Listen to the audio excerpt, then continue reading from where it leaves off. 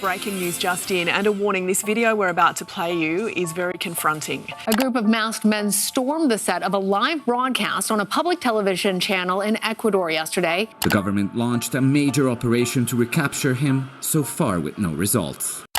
Ecuador is at war with drug gangs.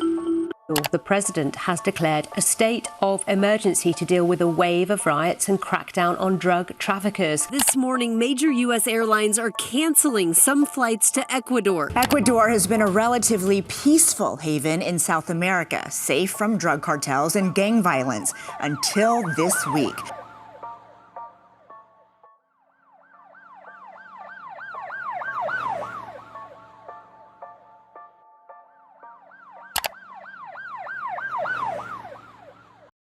Hello, my beautiful bug friends. Today, we are talking about the tea of what went down in Ecuador on January 9th. Why me? Well, hello. Hi, my name is Nancy. I'm an entomologist. I'm usually doing PR for these guys back here. I'm a tour guide. I'm taking you into the jungle to go see these beautiful bugs, or I'm taking the beautiful bugs to you via your phone and these virtual tours. But since I live in Ecuador and have lived in Ecuador for 8 years now, what exactly is happening in me, how it's being portrayed in the media directly affects me, and I have thoughts and feelings and opinions about them. So today we are going to break this down, and I wanted to give an accurate video about what has been going on here in Ecuador, what led up to this point, and where we're going to go from here. In my opinion, international media left a lot of things out and was very sensationalized and a lot bit biased, in my humble opinion. So this video, I'm going to talk about what happened on January 9th. I put a post on my Facebook being like, if you have any questions about what happened, like I'm happy to answer them, I'm trying to make a video about it. And a lot of people just DM'd me and was like, what even happened? ? So we're going to start there. What even happened? Then we'll talk about the president's response. We'll talk a little bit, a very brief, simplified history of what led us up here. And then we're going to talk about where we've gone since January 9th and the future plans. And then I'm going to give you some thoughts and opinions. Some thoughts and opinions are going to be sprinkled throughout anyway, but I will let you know when they are my thoughts and opinions. So what happened on January 9th? Well, a lot of things, and mostly in Guayaquil. So there were prison breaks, there was prison violence, there was looting, there's general chaos in the streets. But what really caught the media's attention was that armed men went into a TV's news station and threatened the news anchors on live TV. So that was not a good look. There was violence and chaos happening in other cities as well, but to a lesser degree. Even in Quito, we had some examples of violence and looting. This led to mass panic. Everyone in the country was texting, WhatsApping, posting on Facebook, posting on X, formerly Twitter, posting on Telegram, and it was really hard to sort out instances of actual violence versus what was just made up. So for example, in Cuenca, there was a story that there was a shooting in their major park and it was later found out that there wasn't. My friend, she got a message saying that there was a shooting near her house and then there wasn't. So January 9th was a little bit chaotic and there was a lot of panic, which made it very difficult to really know what was true and what wasn't. Lots of businesses were closing. This was also picked up by the media, but businesses were mainly closing out of fear and just precaution. Like no one really knew what was going on. So it was just better to close your doors and go home and wait till the dust settled. In my opinion, when the international news was reporting on this, they left pretty much all of the violence that was happening, but didn't report on any of the solutions or anything that our president was talking about or measures that he was putting in place. And if they did talk about it, in my opinion, wasn't the full story or is very sensationalized. What did our president do? Well, our president, Daniel Noboa, on January 9th, after all of this chaos, especially in Guayaquil, was happening, stated mainly three things.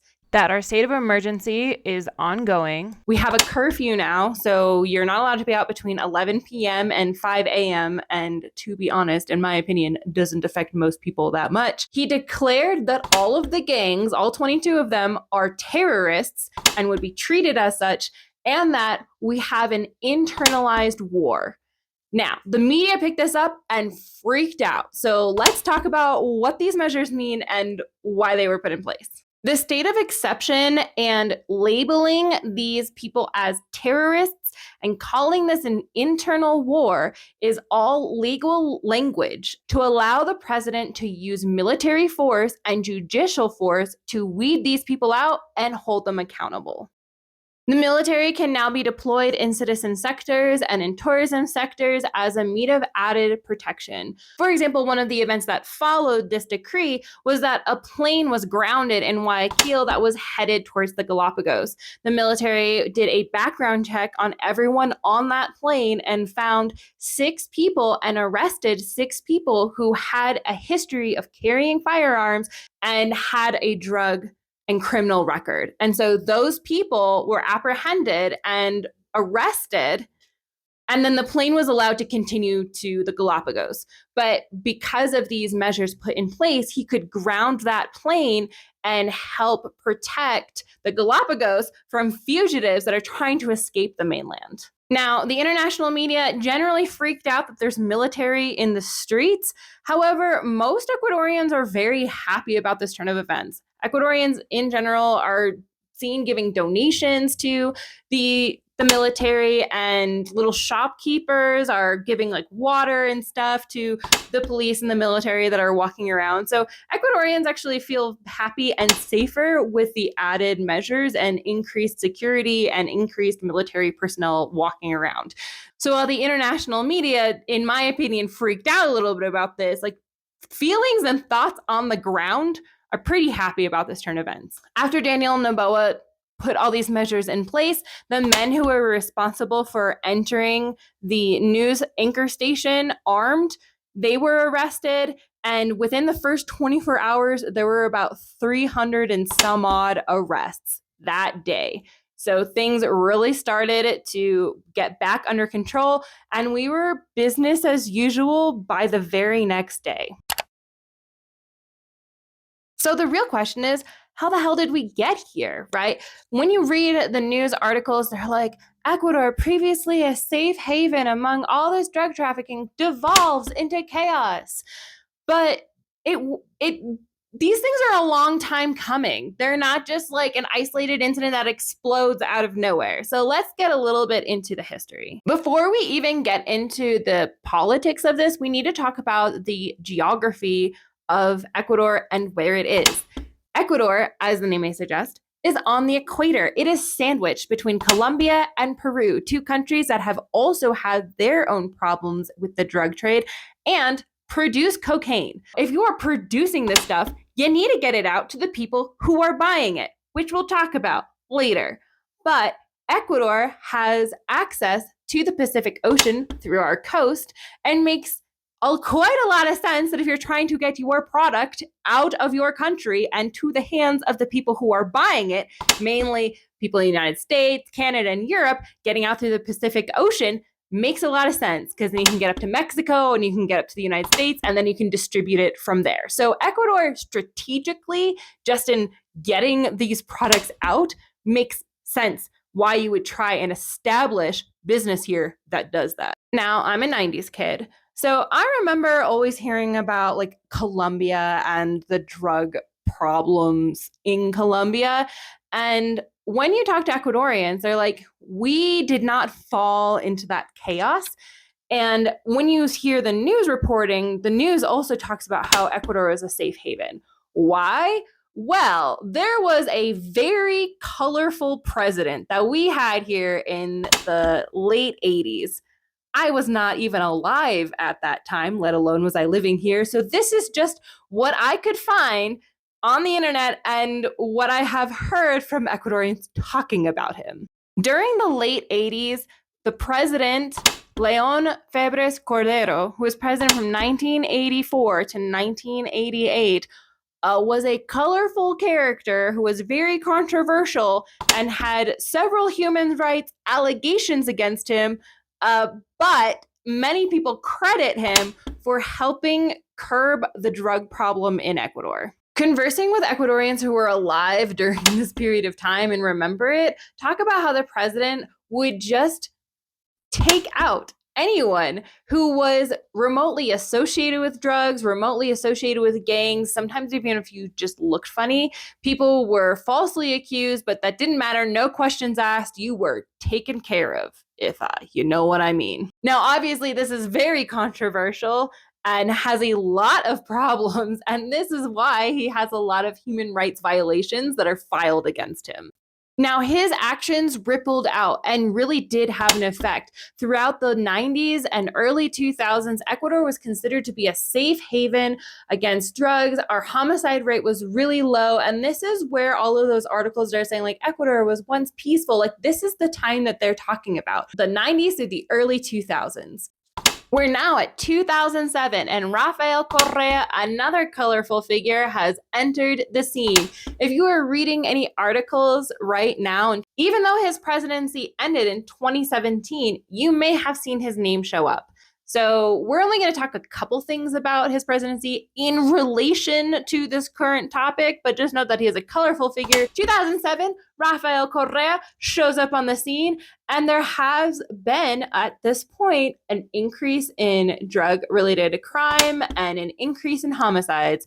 And that's not good if you're coming in as a new president. So Rafael Correa, in a really controversial and interesting move, looks at these pandillas. And pandillas, I didn't really find like a great translation for pandilla. They're like mini gangs. They're like organizations of people who are doing illegal activities. But Correa was like, they're not full cartels. They're not like full gangs yet. And this is mainly happening because of the low job opportunities that are in Ecuador, and also because of discrimination that happens, especially to people who are from the coast. And so he's like, because of these reasons, like, of course, these young men, these kids are going to fall into criminal activities. So instead of punishing them, we are now going to legalize the pandillas and help them make legal businesses, and also maybe they can help the government on like the ongoings in the underground.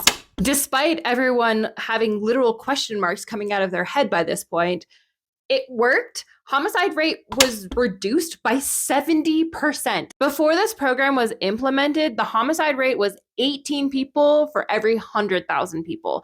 And after this program was implemented, the homicide rate fell to 6 people for every 100,000. So improved significantly. We could fund these programs because oil prices were doing really well during this time period.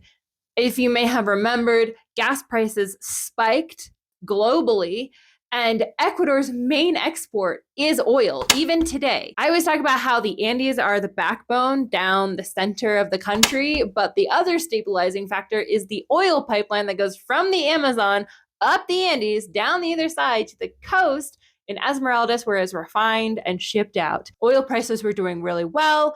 We had a lot of extra money. We were borrowing a lot of money from China to improve other infrastructure things like building hospitals and improving roads, et cetera, et cetera. All of that is controversial in its own way and is outside of the scope of this video, but there are many thoughts and opinions from many people about how that money was spent and where it went and the quality of these various projects.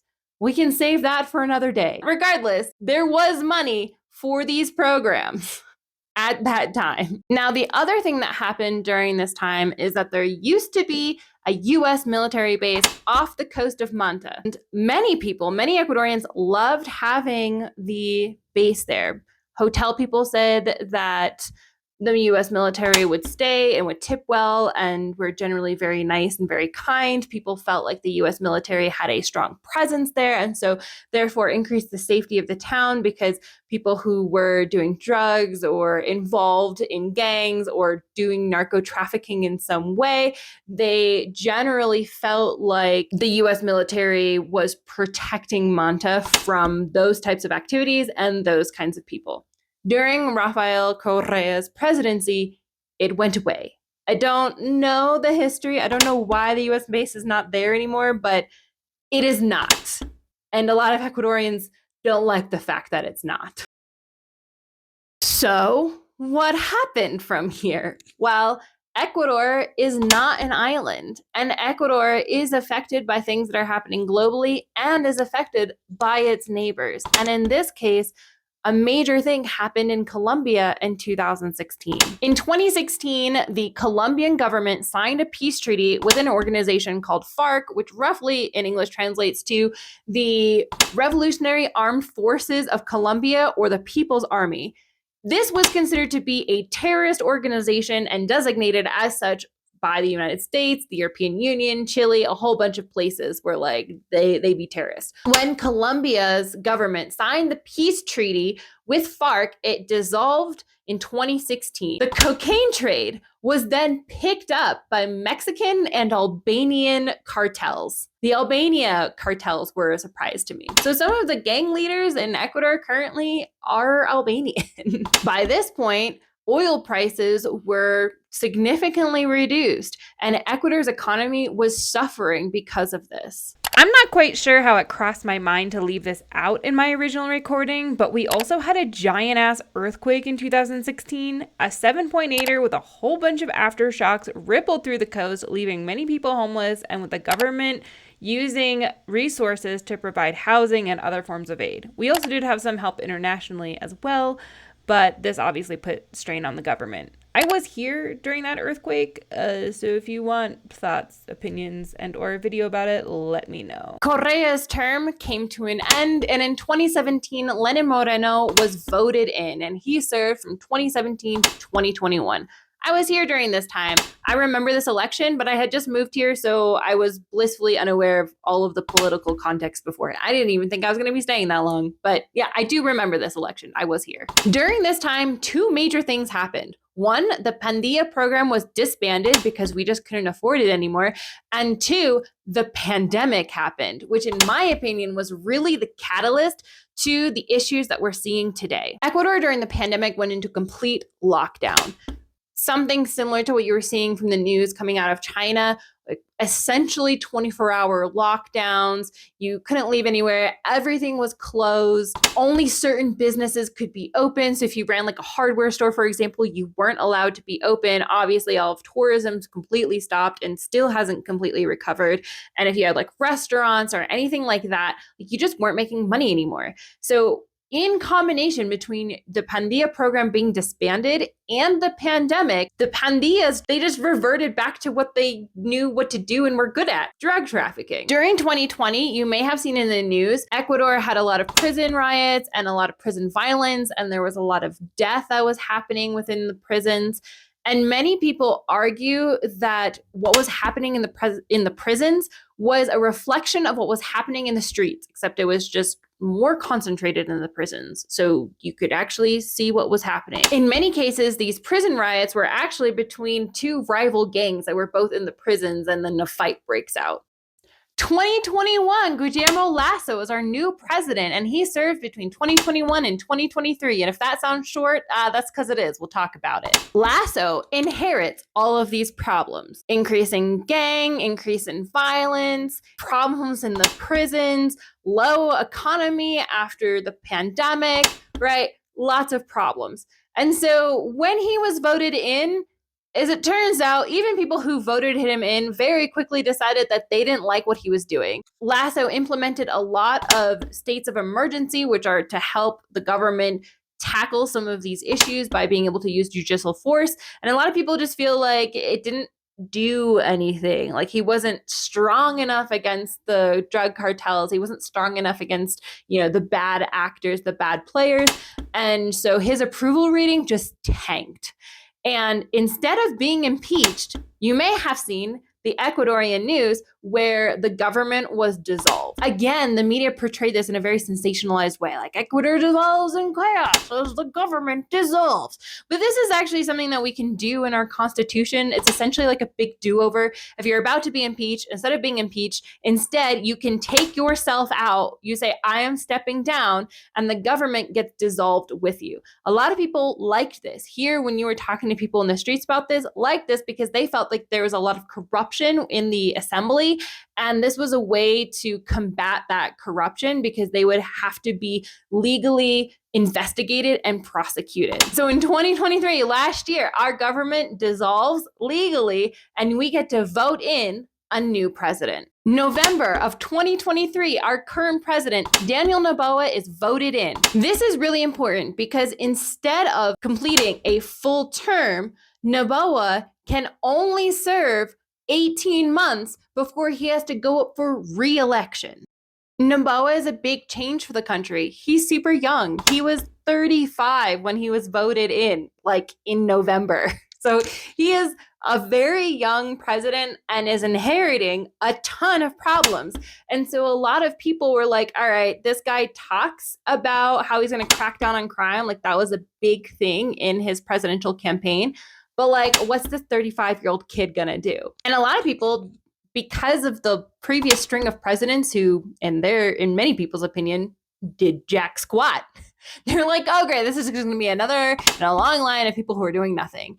And then when he came into office and took office in December, he came in full force. He was like not messing around. In December 2023, so yeah, like last month, Daniel Noboa and his Attorney General, Diana Salazar Mendez, come in swinging and are hitting hard. They come in with a program called Caso Metastasis, which is really to try and weed out corruption and also fix some of these drug problems. And they made 30 arrests, including those of judges who gave drug and crime lords lesser sentences. And those judges were prosecuted. Just last month, Diana was like, hey, we're coming in and doing things. The crime lords probably are not going to like that much. So you should expect to see an increase in violence. We expect this may be a thing. Don't worry, though. We've got your back. January 7th, 2024, 2 days before all of this blows up, crime lord Fito, or Adolfo Macias, was supposed to be moved from the prison that he was in to a high security, maximum security prison. Now, he really didn't like this. He wouldn't be able to use his cell phone anymore. There's a big problem in Ecuador that it doesn't really matter if the gang lords are captured because they can just continue their operations from within the prisons. And in some cases are like safer because they're not in the streets and not being actively targeted by rival gang members. So he's like, I don't really want to be moved to a maximum security prison. And so on January 8th, when they show up to take him and move him from one place to another, he's gone. He is not in his cell. And then Noboa was like, all right, state of exception. We need to find this guy and we need the military to do it and we need the police to do it and we're going to stop at nothing. That decree, after Fito escaped his prison cell, was essentially the catalyst that made this whole thing blow up. For after a long period of gang lords kind of getting away with things, all of a sudden, it seems like it's not going to work anymore. And then January 9th happened. And since then, within 24 hours, over 300 people, 300 bad actors were arrested. And all of the men who went into the TV's news station and were armed, they were also all arrested. By January 12th, we had over 800 arrests. And of the day that I'm filming this, January 14th, we have had over 1,000 arrests of bad actors. A quick little update here too. So in the evening of January 14th, after I finished filming, all of the hostages of the prison, so that includes prison guards and officials, were released. Noboa has plans to build more prisons, increase the prison security system, and create more maximum security prisons as well. To help pay for this, Noboa has suggested that we raise our VAT tax by 3%, and so that will be debated and agreed upon probably later. But as of right now, the proposal is in. The state of emergency is implemented for 60 days at least, with our curfew between 11 p.m. and 5 p.m. If you are here and you are a tourist, you're going to be okay. You can still come in, you can still do all your tourist activities. Just make sure that you have a copy of your plane ticket, especially if you're coming in late at night. So if you're coming in past curfew, all you need is where you're going and your plane ticket, and you're going to be just fine. It is always a good idea to carry your itinerary with you and to always have a copy of your travel plans with you and copies of your passport, all of that stuff. But the tourism sector is being taken care of, and our Minister of Tourism just released a campaign called Esto es Ecuador, or This is Ecuador, showing all of the beautiful things. If you are here and want to take extra precautions, I would stay away from the coast currently. Also, as an added safety precaution, I would just take private transportation versus public. If you are coming into Ecuador via land, so like the bus or a car from Peru or Colombia, you will need a background check from your home country to be permitted entrance. And this has to do with the state of emergency, and it will be continued throughout the duration of the state of emergency. Noboa has said that we are not negotiating with the terrorists. One of the gang leaders, Fabricio Colón Pico, would put a video on X, and he was like, "Hey, Mr. President, I will surrender, but you have to guarantee my safety." And Noboa responded by saying, "You can surrender." And then added, "We don't negotiate with terrorists." Noboa and Ecuador have also asked the United States for help. The U.S. will be sending General Laura Richardson, in addition to anti-narcotic experts and diplomatic officials, to help analyze the situation and advise the government on combating organized crime. The U.S. will also be sending police to help advise and inform against intelligence sharing and cybersecurity, and also advise on the prison reforms. Ecuador had also asked the United States for financial aid to help the military against drug trafficking at the end of last year, so it's generally expected that those deals will go through and we'll be receiving financial aid and armament. All right, so that's where we are currently as of January 14th. Now on to my opinions and answering questions, which is the hardest part of the video because I have opinions, but I don't necessarily like sharing them. But this section is mostly my opinion and how I feel.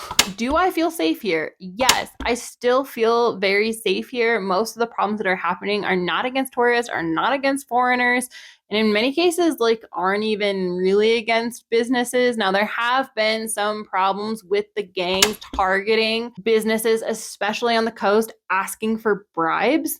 But the government is really cracking down on that, which is, again, what led to some of this outburst on the 9th. So overall, I still feel safe here. In many cases, I feel safer here walking down the street than I ever did in the States. How do I feel about the military being here? Fine. I don't have any preference one way or another. I know as an American, the first time that I traveled to a Latin American country, I went to Cuba first. I mean, technically I went to the Dominican Republic when I was like 13, but that doesn't count because I was like not enough of a human to think about the world in any major capacity. So when I went to Cuba and there was just like military around and people with shotguns at the ATM, it did freak me out a little bit. But also it just feels like pretty normal at this point, just having military around. And I'm not afraid of the military or the police like I am in the United States. They're just like people. And oftentimes there's military even in the national parks here. And you just like chat with them and it's totally fine. So they really just feel like people, at least to me, they really just feel like people here. A lot of Ecuadorians are very happy with the military hanging out and being in their general presence. My grocery store is offering donations to the military for protecting the sector. People have really come together and unified over this issue. Even the assembly, which is usually divided on lots of political issues, are like, yeah, no, this is fine. Like, we are going to give our full support to the president and the military to tackle this drug issue. So again, if the people here generally are happy and feel safe, then I generally feel happy and safe too. Is what the president is doing the right course of action, especially in terms of building jails? I don't know. These political problems are big and complicated and messy, and I don't even know if there is a right solution. It is what it is. This is what is happening. We will see if it works, I suppose, and probably in 10 years, we'll get some sort of report about what could have been done better and what may have worked and what may have not worked. But currently, we are in the present. I don't know. I really just want people to love bugs. And that is like the extent of where my expertise ends. I have also been asked my opinion about the United States being involved. And I personally don't really love when the United States sticks its nose in things and in places because, in my opinion, I feel like we already have so many issues in the United States that we could be spending that money on and fixing, like the healthcare problem or the homeless problem or the gun problem, you know, to name a few, that I feel like we should clean up our own before we start helping other people. So that's my opinion. However, Ecuador asked for help. And the Ecuadorians in general liked it when the US military presence was here, and in general, like the fact that the US is getting involved. So I will defer to them. This is not my country. I can have opinions about my country offering help when I feel like maybe we shouldn't. But at the end of the day, people here are happy and feel like if the US gets involved, that will scare the drug traffickers even more. So they're generally happy with this. And if they're generally happy with it, then my opinion doesn't really matter. The reporting and how that was done, this is my opinion. I don't like how the media reported this, at least for the most part, because it was so sensationalized. It was designed just to make you scared to travel and scared of Ecuador. And I was really upset because, especially the articles that were coming out, not only were they delayed significantly about what was happening, but they would just talk about what the problem was, but then not ever mention some of the solutions that were happening. So, for example, articles that I saw was like, armed gunmen storm a news anchor room. And then, even though the people had been captured by that point, that information had not yet made it into the article. So it just felt like it was like, oh, crazy violence. Ecuador devolves into violence and there's no solutions, which wasn't true. When all the dust settled and we got our final numbers and counts in, 11 people were killed on January 9th. And that is devastating, and that should not happen at all, and it shouldn't happen to anybody. However, coming from the United States with a gun problem and a mass shooting problem, there have been way more problems, way more injuries, way more deaths, and even like school shootings or in the Las Vegas shooting. It just feels a little unfair coming from a country that does have a gun problem to sensationalize the news like this. I also hated that Ecuador devolves into chaos after struggling with a drug problem. We have a drug trafficking problem, but who is using those drugs? Mainly people from the United States, Europe, Canada. And so if the US tackled a lot of those issues, that would help significantly. We can put people in jail all day long, but essentially, if you do not stop the source of the problem, you are not going to stop the problem from cropping up again. So I also feel like this is very unfair to be like, oh, Ecuador, how dare you devolve into the drug problems, when it's like, yeah, who are the people using it? Like rich businessmen in the Western world. Now, where do we go from here? Isn't that a question? Like I was mentioning, solving the source of these problems is really important. And it's not just like wealthy businessmen in the Western world doing coke. It's also the fact that people here in Ecuador don't have a lot of other job opportunities. And in many places, the education isn't of the best quality either. So you need to give people opportunities to do something other than make money through illegal means. I don't know how to do that. I think it's very easy for me to sit on my couch and be like, yes, this is exactly what should be done. Harump, harump. But again, I'm not president. I've never asked to be president. I don't know what it looks like to improve these structures. I don't know what it looks like to give people better job opportunities. I don't even know how you would negotiate on a global scale of saying like, hey, maybe paying our farmers more would help a lot. Like your coffee, your chocolate, your bananas, all of that stuff is coming from Ecuador. And in my opinion, a bunch of bananas should not only be like $1 in the middle of winter in the United States. Like those came from here. That dollar pays the farmers, that dollar pays to get it to the United States, to preserve it so you can put it out in winter, like all of those things. And so I really think that in the States and in the Western world, we're so used to having these products so cheap, but who really suffers? The people in the country who are producing those products. I don't know how to fix that. I know inflation is on the rise. People in the States can't buy the fair trade or organic or like conservation based coffee and other products. And also, fashion, right? With fast fashion, people are being paid pennies to produce these items. And I know that many people in the States cannot afford the higher quality, paying the people better products because of our own problems, again, that we have in the United States. I think these problems are more interconnected than we initially think they are. And I think that makes them really complicated to solve because, as I usually say, if the problem was easy, it would have been solved by now. But anyway, I hope you enjoyed today's video or at least found it informative and has you thinking about some of these issues and especially Ecuador in a slightly different light.